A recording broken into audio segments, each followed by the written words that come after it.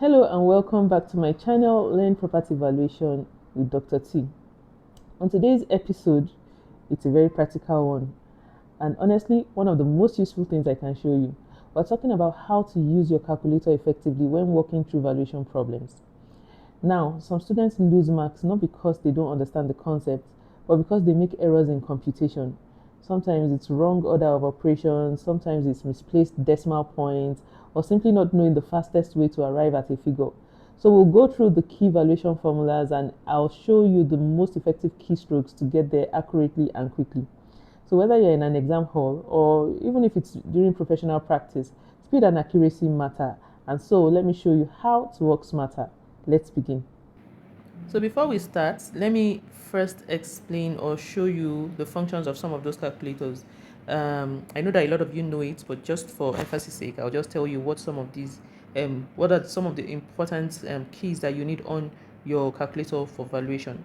So the first one, of course, is your uh, x raised to power y. Your x raised to power y.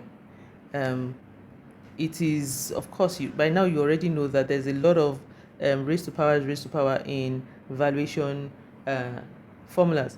So x raised to power y is what you use to raise one number to the power of the other. Because I've actually seen students sometimes mistakenly press times. So they want to do 4 raised to power 5, they write 4 times 5. So that's not correct. So this is the key you use for your x raised to the power of 5 or x raised to the power y. Another important one is your 1 over x. So 1 over x simply means, of course, 1 divided by a number. In some calculators, it may not be written as 1 over x. It may be written as x raised to power minus 1. They mean the same thing, okay? And it simply means you are looking for the inverse of a number. You're looking for the inverse of a number. So that's another one.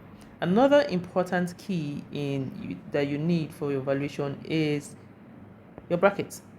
As a matter of fact, the use of your bracket can either make or mar your calculation. So it's important to know when to open a bracket, when to close it, how many brackets you need to use, where you are supposed to put it. It's very important. So by the time you have mastery of these 3 keys, along with all the other basic keys, I'm sure you'll be fine. All right. So let's go ahead to see how to actually use these things to simplify your work. So now imagine that you were asked to find the amount of 1 naira for 5 years at 6%. And you want to punch all that into your calculator at once without having to stop and write and then go again. So how do you do it? So what you do is you open your bracket and then you do 1 plus 0.06, close that bracket, okay? Then you do your x raised to power y.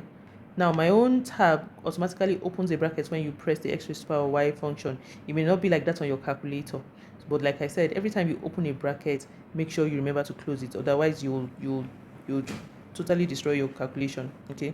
So open x raised to power y and then 5, and then I'm going to close the bracket, okay? Press equal to. So you see I did all that without having to write down anything. So this is amount of 1 naira for 5 years at 6%. You can refer to the left side of my tablet for, if you didn't get it, it shows there in the history, so you can just refer to the left side of my tablet.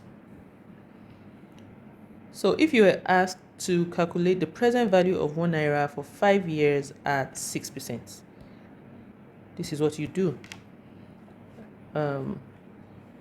So you say 1 divided by, you remember the formula, 1 over 1 plus I raised to power n. So you can use your 1 over x, and then you open your bracket, and then you put your 1.06, which is your 1 plus 0.06, raised to the power of 5.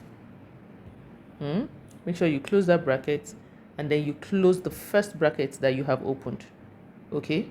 So 1.06 raised to the power 5, your closed bracket. So the trick to these brackets is that you make sure that you count all your open brackets and make sure you have an equal number of closed brackets, right? So if you have opened 2 brackets, make sure you have 2 closed brackets. If you have opened 5 brackets, make sure you have 5 closed brackets. Otherwise, your calculation will not be correct. right? So this is the answer.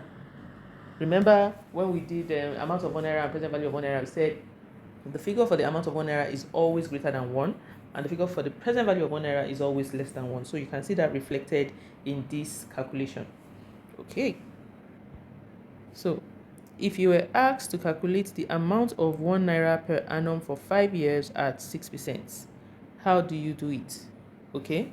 So remember that the formula for amount of 1 naira per annum is a minus 1 over I, right? So how do you punch a minus 1 over I into the calculator once without having to stop at all? So I'm going to show you that now. So you do your open bracket. Let's clear this first. So you open your brackets. The first bracket is for your A. The first bracket is for everything on your numerator. Your numerator is what is on top of your divisor, right?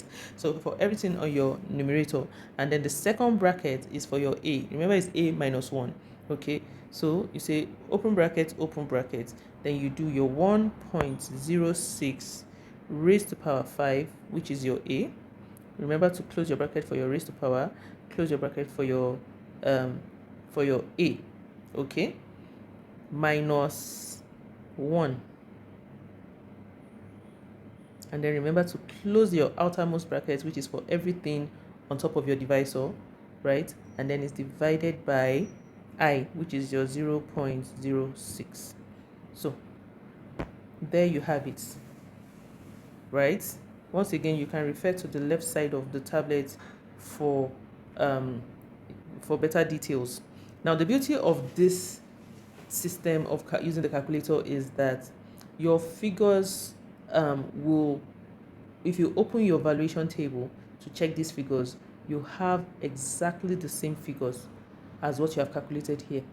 Now, what happens when you calculate one step and write is that in the process of approximating and estimating, you lose a lot of figures. So at the end of the day, you end up seeing that there's quite a disparity between what you are getting and what you get if you open the valuation table.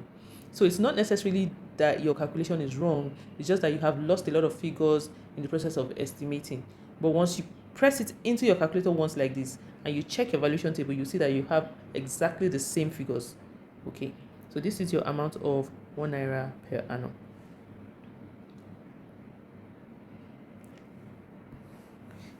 So if you're asked to calculate the annual sinking fund for 5 years at 3%, and you do not want to stop at all, you don't want to stop to write, you want to punch everything into your calculator at once, how do you do it? So I'm going to show it to you now.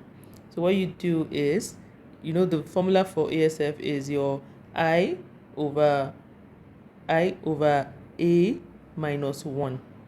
I over A minus 1, right? So you do 0.03, which is your I, divided by, and you open your first bracket for the entire denominator, open your second bracket for your A rather, right? And your A is 1.03 raised to power 5. Close the bracket for that one. Then close the bracket for your A, then minus 1, then close the bracket, your outermost bracket, for everything in your denominator, right? So as you can see, we have 1, 2, 3 open brackets, and then we have 1, 2, 3 close brackets. Like I said, always remember the number of open brackets you have must be equal to the number of closed brackets that you have, and that gives us the answer for your annual sinking fund. Okay, so your annual sinking fund is 0.18835. If you check your valuation table, that's the exact figure that you will find there. So if you were asked to determine the YP single rate for 5 years at 8%, YP single rate for 5 years at 8%, how do you punch all that into your calculator at once without having to stop to write? Let me show you that also. Please, for the formula of all these things, in case you have forgotten, refer to the videos. We have done them in the past for all these formulas that you have here. We have the videos on them, so you can refer to those videos to refresh your memory about the formulas. So for the YP single rate, the formula is 1 minus PV over I. 1 minus PV over I. And this is how we do that. So we open the first bracket, which is for everything on the numerator, and then we do our 1 minus, then we open the next bracket, which is supposed to be for a PV, and PV is 1 over 1 plus I raised to the power n. So for that, we do 1 divided by, okay, then open another bracket for the A, because that's 1 over A. So that's 1.08, then raised to power 5, close the bracket for the raised to power, then we close the bracket for the A, then we close the bracket for the PV, right? And then we close the bracket, the outermost bracket, which means we have closed the bracket for everything on the numerator. Okay, and you have to count those brackets. This is quite a number of brackets, so let's count everything to be sure that we have done it correctly. So that's 1, 2, 3, 4 open brackets, and then we have 1, 2, 3, 4 close brackets. So all this now we divide it by our I, which is 0.08, and there you have it. Okay, so all my history is showing all my calculations. You can just go through each of them to see how we layered them. Okay, most importantly, you need to gain mastery of how to use the brackets. It helps you to make your work easy, right? So let's go to the next one now. So next we are going to calculate YP dual rate at 8% and 3% for 5 years. Of course, you know that when you are doing the YP dual rate, the higher rate is the remunerative rate and the lower rate is the accumulative rate.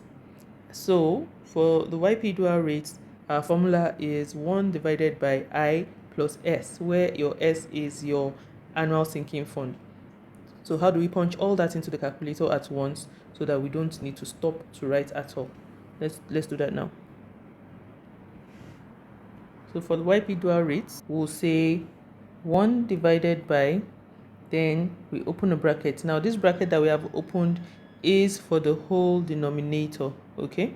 So we say 0.08, which is our remunerative rate, plus, then we open another bracket for the annual sinking fund, and we say 0.03 divided by, then we open another bracket. So this bracket we are opening now is for the denominator of the annual sinking fund, right? So we say, we open another bracket for that, and we say 1.08 raised to power, 1.03, 1.03 raised to power 5, close the bracket for raised to power, then we close the bracket for the A, and then we say minus 1. So we close the bracket for that, for the denominator of the ASF, and then we close the bracket that covers the whole ASF. So we also close the bracket that covers the whole denominator. So we just check to see that we make sure we have covered all the brackets. So we have opened brackets 1, 2, 3, 4, 5, and then we have closed brackets 1, 2, 3, 4, 5. So, and that gives us our answer. So YP dual rate 8% and 3% is 3.7264. Okay.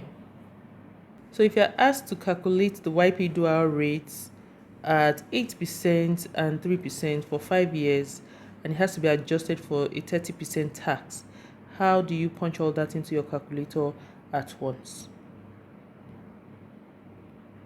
So what you do is you do your 1 divided by, then you open your 1 is your numerator, you open the bracket for your denominator, and then your remunerative rate is 0.08 plus, then you open the bracket for your annual sinking fund. But remember that this time it's not just your annual sinking fund, you are actually going to multiply your annual sinking fund by the tax.